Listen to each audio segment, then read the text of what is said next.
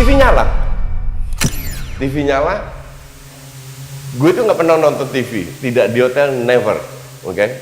Akhirnya gue berdiri, gue matiin, gue kerja lagi. Dan itu terakhir kali gue nginep di hotel itu. Nah, dari 23 tahun itu, 21 tahun gue tinggal di belakang, di apartemen yang belakangnya kuburan. Oke? Coach Justin ini kan udah muter ya sama timnas futsal Indonesia ya. Yeah. Pernah nggak sih ketika lagi tanding atau training misalnya di lapangan itu atau yang berhubungan sama tim ada kejadian-kejadian horor gitu? Selain yang hotel Bangkok tadi. Ini kok bisa jatuh? Gue bilang, gak tahu juga. Apakah sebelah ada orang? Gak ada. Dan kalau ada orang pun susah, kalau ini airnya penuh 50 liter. Iya juga ya, kok bisa-bisanya tabung 50 liter jatuh sendiri? Jatuh sendiri. Nah, ini untuk gue pengalaman yang gue bilang sangat mengerikan ya.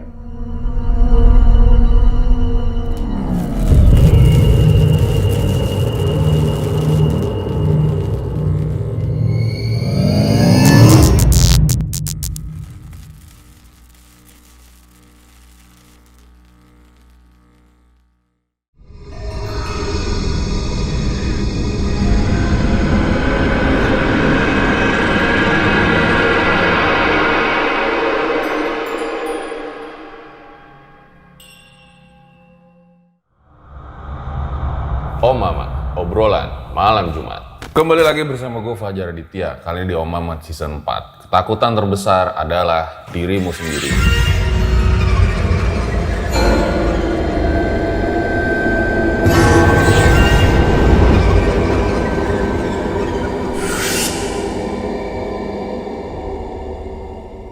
Ya, hari ini guys, gue kedatangan seorang legend. Ini gue ngefans banget nih sama Doi. Karena komentar-komentarnya itu selalu membuat kita berpikir gitu. Nih, bener apa enggak gitu. Tapi setelah kita cari tahu lagi, emang bener begitu. Nah, langsung aja kita sapa. Selamat malam Coach Justin. Selamat malam. Wah, nih thank you banget loh udah mau cerita di RJL ya. Sama-sama. Nah, sebelum kita masuk ke horor Coach, kira-kira siapa nih juara Piala Dunia pada tahun ini? Nggak tahu, karena gue bukan paranormal. Tapi gue bisa bilang, gue itu kasih prediksi, bukan prediksi, yang kira-kira masuk 4 besar. Itu Argentina, Brazil, Jerman, Belanda. Tapi gue dengar ada temen gue bilang, Argentina, Belanda nggak bisa karena ketemu bisa ketemu di perempat final. Ya, mau ketemu mau nggak, kira-kira itulah 4 tim yang cukup kuat. Prancis mana enggak ya? Perancis enggak, Portugal enggak, Inggris enggak. Yang lain mungkin ada kejutan, tapi gue nggak ngelihat 3 tim itu bisa sampai semifinal. Menarik nih ulasan dari Coach Justin. Kita lihat nih nanti pas semifinal 4 tim yang dibilang sama Coach Justin. Nah, ternyata guys, Coach Justin ini punya banyak pengalaman horor yang menyeramkan lah. Tapi sebetulnya dia itu skeptis juga ya Coach ya. Kayak biasa aja gitu sama hantu. Oh iya. Jadi gini, lu harus tahu gue 20 tahun tinggal di Belanda. Oke? Dari umur 32 sampai dari umur 12 sampai 32. Gue pindah ke sini umur 32 sampai sekarang gue 55. Jadi gue 23 tahun di Indonesia. Nah, dari 23 tahun itu 21 tahun gue tinggal di belakang, di apartemen yang belakangnya kuburan. Oke? Bahkan katanya sampai minggu lalu baru ngalamin kejadian horor. Oh ya, kalau mengalami kejadian itu sering banget sampai karena saking seringnya gue udah biasa. Oke. Ditahan dulu ceritanya Coach, nanti cerita lengkapnya di scene selanjutnya. Nah, sebelum dilanjutkan guys, dukung terus konten-konten RJ5 dengan cara komen yang banyak. Terus kalau kalian punya pengalaman horor, jangan lupa bisa cerita nih di sini nih. Terus juga kalau misalnya suka nih sama komentar atau analisa-analisa bola, bisa mampir ke channelnya Coach Justin. Apa channelnya Coach? Justinus Laksana, aka @justalk. Itu dia, nanti linknya gue taruh di deskripsi. So, gue rasa langsung saja berikut adalah ceritanya.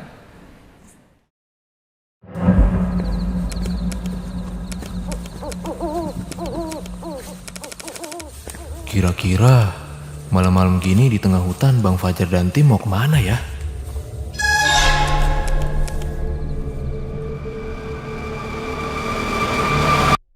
Oh, ternyata di bulan Desember sampai Januari ada RJ5 spesial 6 tahun anniversary.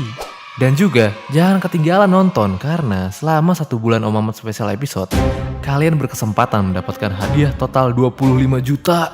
Catat tanggalnya ya guys, dari 6 Desember sampai 14 Januari 2023. Jangan kelewatan.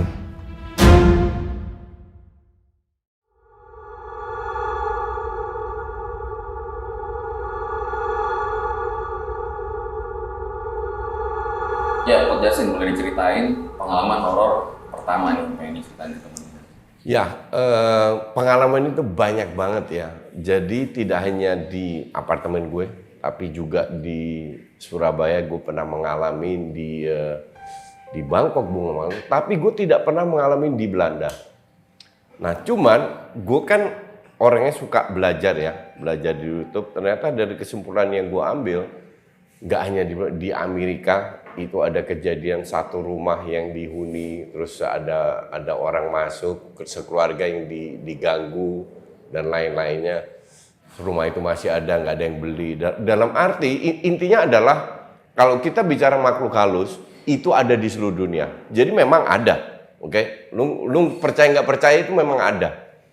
Cuman gue lihat apa bedanya horor di Amerika, Belanda dan Indonesia. Di Indonesia itu suka dilebaikan.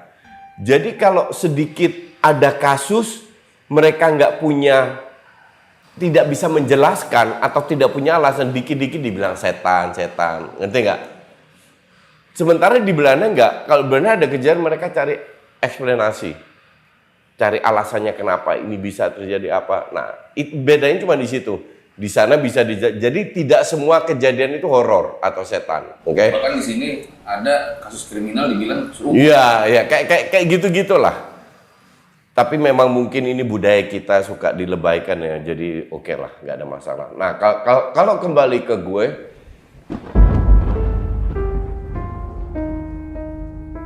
karena belakang gue itu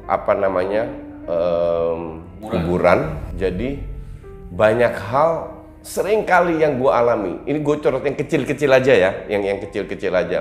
Minggu lalu gue pulang dari restoran makan sama istri gue, masuk apartemen, tiba-tiba kipas angin, gue punya standing kipas angin itu, tiba-tiba nyala tit, kayak gitulah. Dan itu I can tell, gue bisa seharian cerita hal-hal kecil. Sekali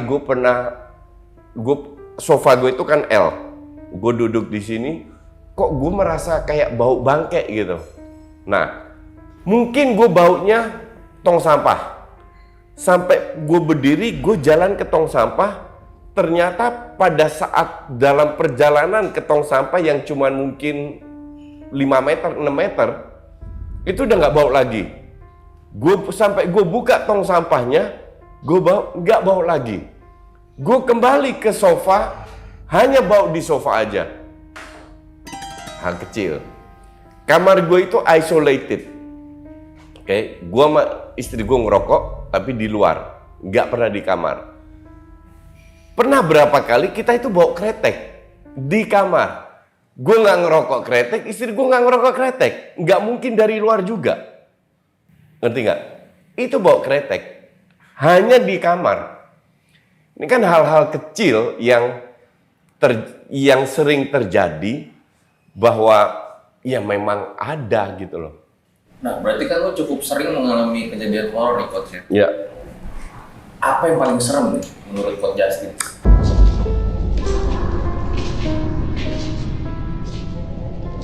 Ada yang paling serem, tapi sebelum ke sana, gue mau ceritakan pengalaman gue di luar negeri juga, sama di luar kota. Yang pertama di Surabaya dulu. Sebelum nenek gue itu meninggal 6 tahun yang lalu, di usia 104. Itu gue sering ke Surabaya. Oke? Gue sering ke Surabaya ketemu nenek gue. Jadi nenek gue itu tinggal di pusat. Di pusat senternya Surabaya lah. Nah, gue sering ke sana, artinya gue cari hotel yang deket-deket situ kan. Nah, ada satu hotel bintang 5, hotel agak tua, yang gue sering nginep. Jadi gue udah hafal, bahkan gue hafal, gue maunya kamar di pojok karena pintu kamar mandinya itu nggak pakai korden, pakai sliding door. Setelah berapa puluh kali gue kesana nggak pernah kejadian. Terakhir kejadian, ini agak ngeri juga gue. Gue itu lagi kerja, jadi gue kerja, TV-nya di sana, ranjangnya di sana. Oke, gue di meja sama laptop gue. Sendiri nih? Sendiri. Malam. Kerja, gue baru makan skoteng. Skoteng Surabaya kan. Nah, skoteng itu di gelas-gelas di hotel itu kan kayak whisky gelas gini lah yang putih. Maka skoteng harus pakai sendok dong, ya kan? Kerja, skotengnya udah habis. Sendoknya di dalam. Tiba-tiba gue bunyi kayak ada orang ngangkat sendoknya gini. Ting. Di skoteng ya? Di gelas ini. Di gelas ini. Karena gue fokus ke kerjaan gue, gak ada suara, gak ada nothing. Jadi tiba-tiba bunyi ting. Kaget dong. Gue angkat gelasnya, gue lihat. Oke. 5 detik kemudian, TV nyala. TV nyala. Gue tuh gak pernah nonton TV. Tidak di hotel, never. Oke. Akhirnya gue berdiri, gue matiin. Gue kerja lagi. Dan itu terakhir kali gue nginep di hotel itu. Nah, temen gue bilang, kamar yang di pojok di hotel itu biasanya ada setannya. I don't know if it's true or not. Tapi ini kejadian di Bangkok juga. Jadi gue sama timnas. Kalau lu pergi sama timnas itu kan 14 pemain, lu dapat jatah 14 dibagi 2, jadi satu kamar dua orang kan, dapat jatah 7 kamar. Terus pelatih, official dan lain-lain itu dapat satu kamar. Dan gue biasanya kita bawa orang lebih banyak, tapi mereka berdua. Gue biasa dapat kamar sendiri. Kebetulan di pojok, oke? Tidur sendiri berarti ya? Selalu. Dimanapun gue pergi sama timnas, gue selalu sendiri. Hampir selalu, ya setahu gue selalu sendiri. Dan kebetulan di Bangkok ini gue dapat kamar di pojok, oke? Tapi waktu itu kan gue nggak tahu kalau si Isa yang bilang kalau nggak salah. But anyway, siang itu sebenarnya sudah ada tanda-tanda. Jadi hotel ini salah satu hotel yang menurut gue pintu kamarnya itu berat banget. Jadi bukan biasanya hotel kan agak gampang ditutup lah kamarnya. Ini berat banget, jadi nggak mungkin lu nutup sendiri. Nah, pintu gue itu selalu gue buka karena banyak pemain datang, pengurus keluar masuk lah, ngerti nggak? Di siang-siang hari. Apa yang terjadi? One moment gue lupa gue lagi ngapain, tapi gue lagi sendiri di kamar. Tiba-tiba pintunya nutup, jegrek. Pintu yang gue buka itu tiba-tiba nutup. Kok ketutup gitu loh? Gue buka lagi, temen gue datang dan asisten gue dan lain-lain. Gue bilang, ini pintu kok bisa nutup? Mereka lihat, nggak mungkin, ini berat, nggak mungkin nutup sendiri dan nggak ada angin, ngerti nggak? Di situ sebenarnya tanda-tanda. Kenapa gue bilang tanda-tanda? Karena gue malamnya atau besoknya gue lupa, itu gue mengalami lagi. Jadi gue mengalami di kamar gue. Itu jam 2, jam 3, jam 4 lupa gue. Pokoknya subuh, gue sudah tidur. Oke. Biasa kalau kita tidur kan kadang-kadang kita kebangun. Mau kencing, mau apa, ya kan? Nah, gue juga kebangun, cuman kita kan ada momennya di mana kita kebangun gak langsung melek atau apa, harus nyalain lampu dan lain-lain kan. Ini gue kebangun, gue masih setengah sadar. Bukan setengah sadar, gue sadar tapi mata gue ketutup. Masih gue tutup karena gue masih agak males lah. Karena gue pikir, aduh gue mau kencing nih, gue harus nyalain lampu, ngerti nggak? Tapi mata gue ketutup dan masih gelap. Rencana gue mau nyalain lampu kan, biar gue bisa kencing kan ke toilet. You know what happened? Di sebelah itu kan ada panel lampu, itu bunyi. lampu depan nyala. It happens. Jadi pada saat gue mau nyalain lampu, dia nyala sendiri lampunya. Seolah-olah dia tahu gue mau kencing. Oke? Apa yang gue lakukan? Sama kayak cerita di hotel Skoteng itu, ya nothing. Gue bangun, gue ke toilet, gue selesai, gue tidur, gue matiin. As if nothing happened. Ini sebelum kita masuk ke cerita terserah Coach Justin ya. Dulu pernah ada juga coach narasumber gue tuh. Tapi dia di kos-kosan. Ya. Jadi dia pas balik kosan, dia lihat nih kok kipasnya masih nyala ya. Padahal biasanya dia selalu mematikan. Matiin. Nah pas dia tidur, siang, tiba-tiba kipasnya kipas gue rusak tuh gimana nih? Akhirnya dia bangun, malas gitu kan, bangun. Pas dilihat, kipasnya belum dicolok. Belum dicolok. Iya. Karena emang dia udah tahu kosannya berhantu gitu ya. Iya. Dia emang gak takut juga orangnya. Thank you ya, gara-gara lu gue jadi irit listrik. Iya, ya itulah. Cuman yang bikin gua agak kesel ya. Ini kejadian minggu lalu juga, lupa gue cerita. Kalau lu goda-godak untuk gue sih, is oke lah. Lu memang mungkin dia baru meninggal atau apa, masih belum bisa meninggalkan dunia. Gue bisa terima lah, fine-fine aja. Tapi yang bikin gue kesel, handphone gue. Jadi kalau gue mandi, gue emang punya tempat khusus buat taruh handphone begini. Oke? Tiba-tiba gue mandi bunyi peletak. What the fuck? Gue liat handphone gue di bawah. Ini impossible. Impossible kalau ininya basah, kepleset, ke apa. Itu definitely tidak mungkin. 1.000.000% nggak mungkin. Karena gue peduli dengan handphone gue kan keluaran iPhone terbaru semua. Ngerti nggak? Dalam arti dia nggak boleh bocel. Selalu gue taruh di tempat yang aman dan nyaman. Dan ini tidak pernah terjadi. Minggu lalu kejadian, jatuh beneran. Out of nothing. Nah, kalau gini-gini bikin gue agak kesel. Karena berdampak ya. Karena berdampak. Tapi kalau lu cuman ganggu-ganggu doang sih, oke lah. Enggak, gue sih pak mungkin kalau gue meninggal gue jadi setan, gue juga akan ganggu orang. Ngerti nggak? Ngerti nggak? Jadi cuman jangan bikin gue rugi atau rusak, ngerti nggak? Itu yang bikin gue agak rese. Ya kalau lu bicara soal pengalaman kecil-kecilin banyak yang, tapi gue sering mengalamin. Gue sering banget mengalamin. Tapi hal yang kecil-kecil ya, ada suara ini, ada itu bunyi atau bau ini, bau itu sering. Selama 21 tahun ya. Jadi selama 21 tahun. Kayak poltergeist lah gitu. Nah, sebelum kita masuk ke cerita horor yang paling seram nih dari Coach Justin, kita lihat dulu ada apa nih.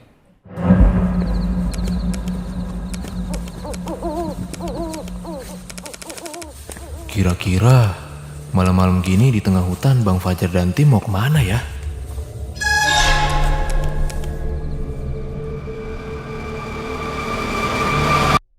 Oh, ternyata di bulan Desember sampai Januari ada RJ5 spesial 6 tahun anniversary.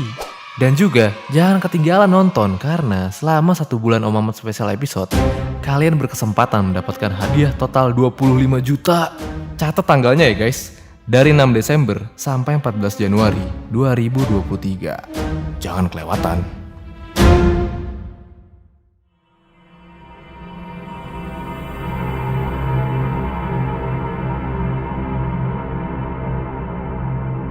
Ya, Coach Justin boleh ceritain pengalaman yang menurut Coach Justin selama ini paling serem? Ya, paling serem itu kejadian berapa tahun yang lalu, mungkin 4-5 tahun yang lalu kayaknya. Jadi itu kejadian di rumah gue. Apartemen gue ini kan kecil. Gue kebetulan ini siang bolong, oke? Gue kebetulan lagi kerja di meja makan. Biasanya gue kerja di meja gue yang kalian lihat backgroundnya udah legend itu. Tapi kebetulan gue lagi kerja di meja makan. Bener-bener siang bolong itu jam 12, jam 1, jam 2. Bener-bener siang lagi kerja santai. Tak. Tiba-tiba gue dengar suara keras. Kaget dong. Suaranya itu dari samping gue yang deket. Gue langsung berdiri, gue cek. ada apa nih? Nggak taunya boiler gue atau heater gue, tempat penampung air buat ke kamar mandi, itu jatuh ke mesin cuci. Pertanyaannya kan adalah, apakah ada orang masuk dari sebelah? Sebelah itu kosong. Jadi kalau sebelah nggak masuk pun impossible, karena mereka harus ngelewatin, bisa dibilang impossible lah. Nggak mungkin jatuh sendiri. Nggak. Nah, bentar. Ini impossible dari orang-orang dari sebelah, oke? Kalau jatuh sendiri itu bisa, tapi kan jadi gini, dalam bahasa Indonesia apa istilahnya? Tabung air ya, boiler ya. Kalau dalam bahasa Belanda itu boiler istilah. Tabung air ini isinya 50 liter, oke? Dan ini selalu terisi. Jadi lu pakai mandi selalu terisi penuh, always penuh. 50 liter sama tabungnya aja sudah berat. Nggak mungkin lu angkat sendiri, oke? Nah, di belakang tabungnya itu dilas ada plat besi segini, dilas, ya. Untuk apa plat besi ini? Untuk nempelin ke tembok. Jadi tembok itu ada besi juga yang bentuknya seperti ini. Jadi tabung airnya dengan besi yang di belakang tinggal ditaruh begini, oke? Diangkat, taruh. Kalau seandainya jatuh, harusnya penyangga ininya copot dong, betul nggak? Iya kan? Ini nggak copot. Bahkan penyangga itu sampai detik ini masih gue pakai. Tidak rusak, tidak copot, nothing. Faktanya adalah gue beli baru, terus gue pasang lagi, artinya ini masih kuat dong. Kalau tidak copot, ada yang ngangkat 50 liter ini dong untuk ngejatuhin. Mesin cucinya atapnya hancur, tapi beruntung masih jalan. Jadi sampai sekarang gue nggak beli mesin cuci baru karena masih jalan. Nah, apa yang gue lakuin kan berat banget. Gue telepon engineering, datanglah orang apartemen, datang, airnya dikeluarin, baru dia lihat, baru diangkat, ditaruh dulu sementara. Nah, karena ada yang ketarik-ketarik, jadi tabung-tabung pipa di atas itu harus dilas lagi. Dia tanya, ini kok bisa jatuh? Gue bilang, nggak tahu juga. Apakah sebelah ada orang? Nggak ada. Dan kalau ada orang pun susah. Kalau ini airnya penuh 50 liter. Bapak lagi di mana? Saya lagi di sini. Dia bilang, ya. Juga ya, kok bisa-bisanya tabung 50 liter jatuh sendiri? Jatuh sendiri.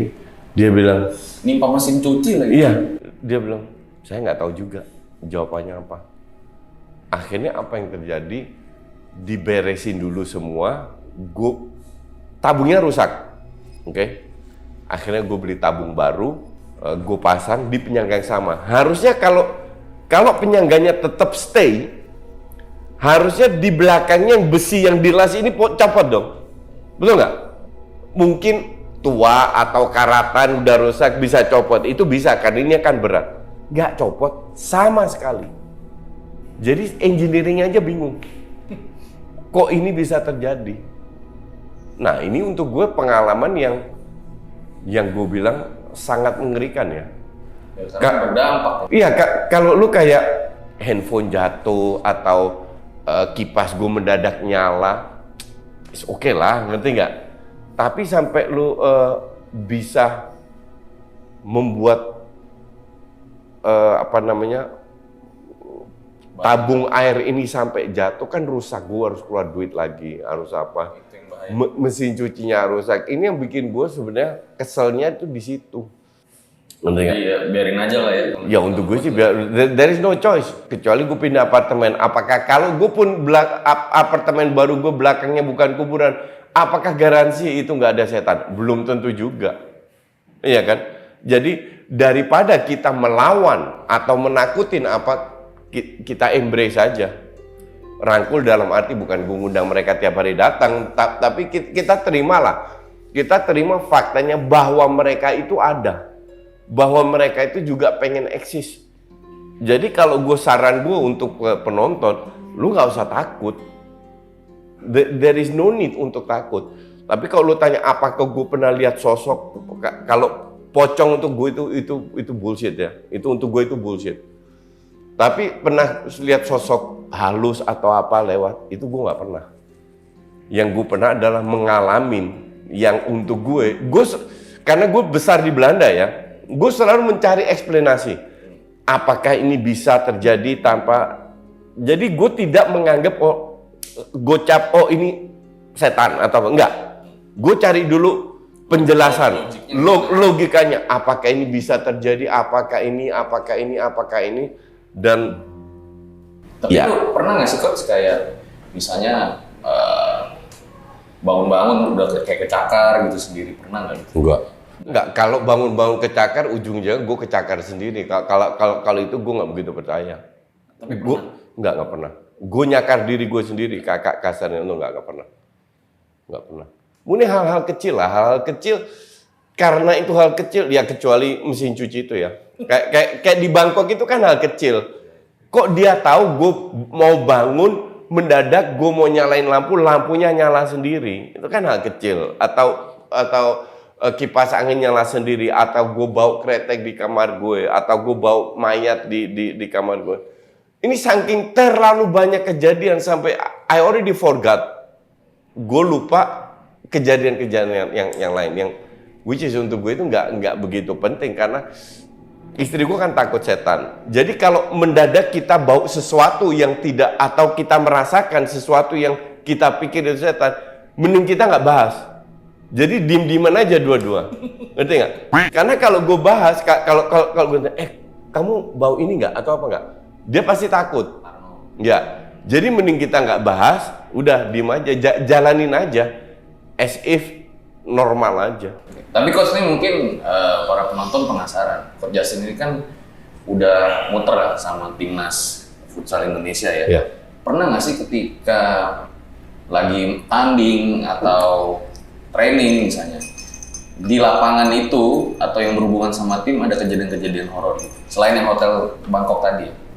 Enggak sih, enggak. Gue tidak pernah.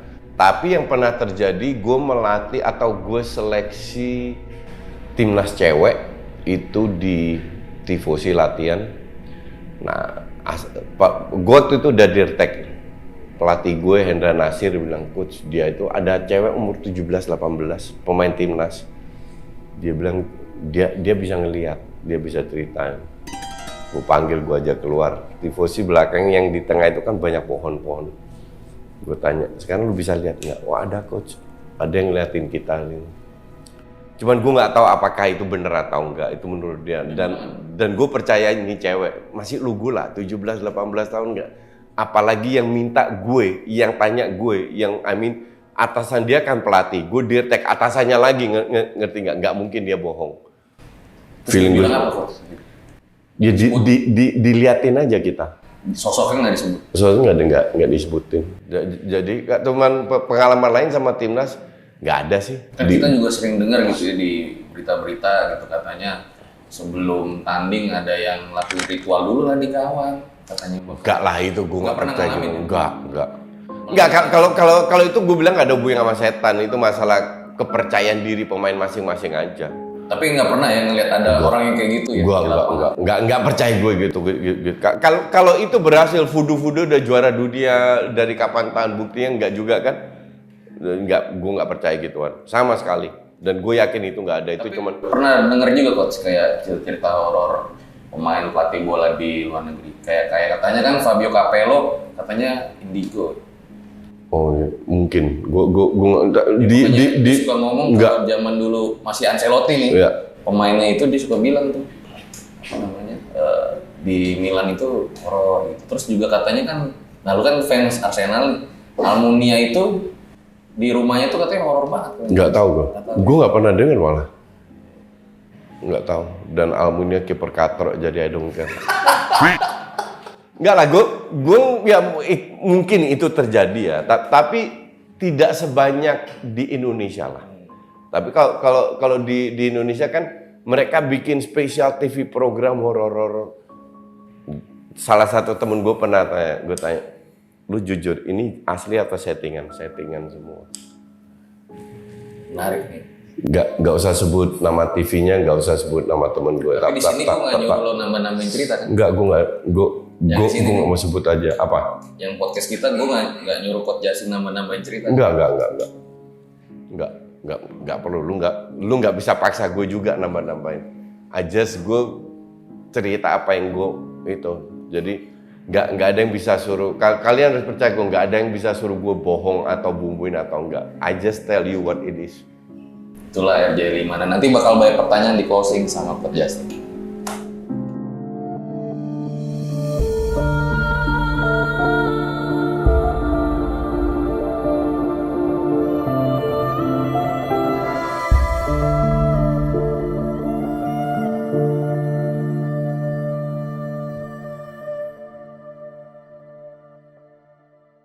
Itu dia guys, sebuah kisah luar biasa dari Coach Justin ya. Siapa nyangka ternyata coach ini yang memang kalau kita lihat logik banget gitu loh, ternyata punya juga pengalaman horor. Dan sekarang kita tanya-tanya nih tentang coach. Coach, boleh diceritain nggak sih Coach suka duka jadi komentator bola ya di Indonesia? Gue merasa setelah 4 tahun berkarir di TV, gue merasa komentator itu tidak selalu dihargai sama TV. Jadi yang penting ada, yang penting tampil. Karena omongan kita itu selalu terbatas. Itulah kenapa gue bikin Just Talk di YouTube. Karena banyak hal yang gue ingin ceritakan, nggak bisa gue ceritakan, kepotong dengan iklan ini atau apa namanya. Durasi ya? Iya. Tapi ini bukan 1-2 TV, enggak. Ini in general, ini memang konsep TV di Indonesia seperti itu. Kalau lu lihat di luar negeri, Sky Sport lah atau apa, emang banyak dipotong iklan kan enggak? Dan mereka diberikan waktu untuk berdiskusi ya kan? Lama kan? Nah di Indonesia itu nggak bisa. Makanya gue bikin Just Talk YouTube. Salah satu alasan itu. Dan kedua, bayaran TV itu sangat kecil. Gue termasuk yang tinggi ya. Lu kebayang nggak 2007 bayaran gue 2007, sekarang 2022 kan? Itu ada yang sama, bahkan ada yang di bawah dari bayaran gue yang 2007. Jadi asumsi gue 2007 dibayar 1 juta, asumsi lah. Sekarang 2022 masih ada dibayar 1 juta atau bahkan di bawah 1 juta. Oh. Asumsi seandainya gue dibayar segitu. Jadi parah kan? Ini udah 2007, sekarang udah 15 tahun yang lalu bayarannya sama. Tapi dulu Coach, gue dulu pernah daftar tuh jadi presenter bola Serie A ya. Kalau gue kan suka Serie A. Iya. Jadi gue lihat TV itu punya hampir semua TV lah punya mental kayak ya lu gue minta gue bayar kecil, kalau lu nggak mau masih ada 100 orang yang mau. Sebenarnya mereka bener. Siapa yang nggak mau masuk TV? Siapa yang nggak mau jadi host? Ya kan? Tapi dengan punya mental kayak gitu, kalau yang berkualitas merasa nggak cocok, jadi yang diambil yang non pengalaman. Karena gue tidak melihat di Indonesia sosok komentator itu lebih penting kayak di luar negeri. Nah ini teman-teman kita bicara di luar horor sedikit ya. Nah Coach, kalau menurut Coach Justin nih, kalau kayak gue itu kan ada pengalaman manajer ya, kayak misalnya main PS yang dulu LMA manager, FIFA manager. Gue nggak pernah main game, jadi gue nggak tahu. Itu bisa nggak sih? Mungkin teman-teman kan banyak juga nih main manajer bola gitu. Pasti bisa banyak. Sih diimplikasi di dunia nyata gitu, seenggaknya jadi komentator lah, jadi nggak bisa ya kalau dari gitu. Harusnya nggak bisa, karena beda jauh. Iya beda jauh. Itu yang kualitas pemain gini ya. Kualitas yang ada di game itu kan mereka kumpulin data mereka buat game.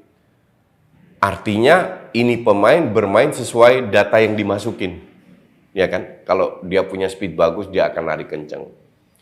Sementara di pertandingan bola beneran ini kan manusia, bisa main jelek, bisa main bagus, bisa lagi bete, bisa kan manusia. Jadi pasti ups and down dong. Satu. Kedua ini kan tim sport. Lu bisa main bagus kalau lu didukung. Lu bisa cetak 10 gol, lu kebobolan 11 you still lose the game. Ya kan? Artinya teman-temannya itu kan penting.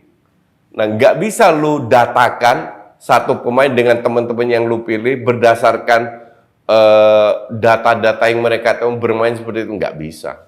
Berarti memang beda jauh. Itu ya? bohong besar itu. Memang beda jauh. Main game aja gitu. Main game aja. Nah ini beberapa pertanyaan terakhir coach. Kalau menurut lo AC Milan gimana coach? Ini banyak Milanisti nih yang nonton. Gue itu suka Milan zamannya Ruud Gullit, Van Basten sama Rijkaard. Oke, tapi dulu kan Zaman kakak enggak ya? masih suka dalam arti bukan ngefans ya, tapi gue suka permainannya karena mereka dulu benar-benar untouchable. Dulu itu kayak zamannya Gullit, Rijkaard, Van Basten sama kayak zamannya Pep pegang Barca tiki-takanya yang benar-benar untouchable. Nah, Milan waktu itu untouchable dan akhirnya pernah kalah lawan Marseille, Jean-Pierre Papin di final Champions League. Di situ baru kelihatan, oh ternyata Milan ini ada titik lemahnya juga. Tapi era itu, eranya Kakak itu masih oke, masih bagus. Habis itu kan drop. Nah, drop baru mereka semenjak Maldini datang pelan-pelan diangkat lagi. That's okay. Gue nggak pernah bilang Milan jelek atau apa. Gue hanya bilang Milan main gerasa gerusuk. Kalau Milan bisa juara dengan cara main kayak gini, artinya Serie A lu kualitasnya jelek kan. Tahun lalu Milan berada di mana di Champions League? 4 dari 4. Iya kan? 2 tahun sebelumnya Inter yang juara 4 dari 4. Jadi nggak sehebat bahwa lu sekarang lolos, ya mungkin grup lu nggak terlalu bagus kan. Ngerti nggak? Nah, Masih ada alasan itu ya? bukan alasannya. Memang kalau gue lihat dari pertandingan, bahkan Milan beruntung ketemunya Spurs kan di. Coach beruntung sekarang. Iyalah, Bisa lolos berarti. bisa banget. Tapi kalau lu nggak lolos, kalau Milan nggak lolos ya untuk gue menunjukkan betapa jeleknya kualitas Serie A. Karena lu nggak ketemu PSG, lu nggak ketemu Munchen, lu nggak ketemu tim-tim besar. Ya kan, lu ketemunya Spurs, please deh, ngerti nggak? Oke, silakan para Milanisti ini yang menonton RJL boleh komen nih pendapat dari Coach Justin. Terakhir mungkin nih Coach. Soalnya kan lagi rame nih Coach, kemarin juga sempat jadi komentator bulu tangkis kan. Ya. Coach nggak mau bikin ini Coach, pertandingan misalnya tim A lawan tim B, selebgram, influencer nih, ini ada coachnya, ini ada coachnya. Nggak penting gitu-gitu. Nggak penting ya? Gue nggak suka gitu-gituan. Gue itu kalau diminta atau apa, gue kan kenal Vincent sama Desta juga. Vincent terutama di Vindes gue udah tampil 3 kali. Terus ada Valen waktu itu kan diminta oke lah untuk gurau-gurau. Terus diminta collab sama Radiata Dika oke lah. Rencana yang next collab itu sama rencana, masih dalam rencana sama Ari Lasso. Nyanyi bukan? Enggak, gue nggak bisa nyanyi. Satu hal yang gue nggak bisa yaitu nyanyi. Enggak, ntar kita bahas yang hal-hal lain lah.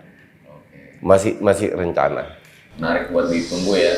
Jadi itu dia guys, gue rasa episode pada kali ini. Makasih Coach Justin udah datang ke RJ5. Semoga makin sukses ya di Sama-sama. karirnya. Ambil baiknya, buang buruknya ketika kalian menonton video pada kali ini. Gue Fajar Aditya, RJ5 undur diri. Ciao.